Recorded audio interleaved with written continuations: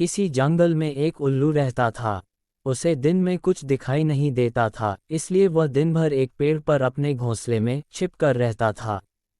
सिर्फ रात होने पर ही वह भोजन के लिए बाहर निकलता था। एक बार की बात है कि गर्मियों का मौसम था। दोपहर का समय था और बहुत तेज धूप थी। तभी कहीं से एक बंदर आया और वह उल्लू के घोंसले वाले पेड़ पर आकर बैठ गया। गर्मी और धूप से परेशान बंदर ने कहा, उफ, बहुत गर्मी है। आकाश में सूर्य भी आग के किसी बड़े गोले की तरह चमक रहा है। बंदर की बात को उल्लू ने भी सुन लिया। उससे रहा नहीं गया और बीच में ही बोल पड़ा, ये तुम झूठ कह रहे हो। सूर्य नहीं, बल्कि अगर चंद्रमा के चमकने की बात कहते तो मैं इसे सच मान लेता। बंदर बोला, भला दिन में चंद्रमा कैसे चमक सकता है?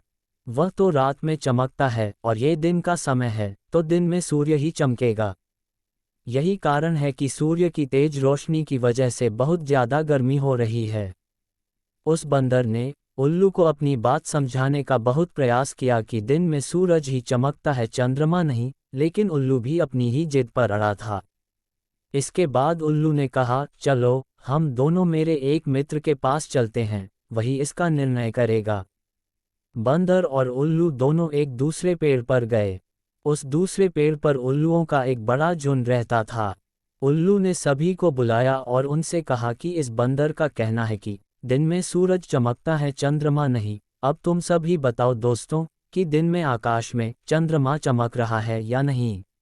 उल्लू की बात सुनकर उल्लुओं का पूरा झुंड हंसने लगा। वह बंदर की बात का मजाक उड़ाने लगे।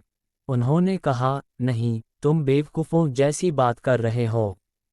इस समय आकाश में तो चंद्रमा ही चमक रहा है और आकाश में सूर्य के चमकने की झूठी बात बोलकर हमारी बस्ती में झूठ का प्रचार मत करो।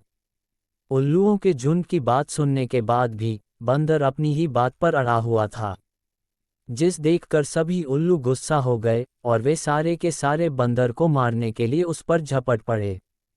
दिन का समय था और उल्लुओं को कम दिखाई दे रहा था, इसी वजह से बंदर वहां से बचकर भाग निकलने में कामयाब हो गया और उसने किसी तरह अपनी जान बचाई। दोस्तों, ये कहानी हमें सीख देती है कि मूर्ख मनुष्य कभी भी विद्वानों की बात को सच नहीं मानता है। ऐसे मूर्ख लोग बहस करके अपने बहुमत से सत्य को भी असत्य साबित कर सकते हैं। दोस्तों, कहानी अच्छी लगी हो तो इसे लाइक करें, शेयर करें और चैनल को सब्सक्राइब ज़रूर करें। धन्यवाद।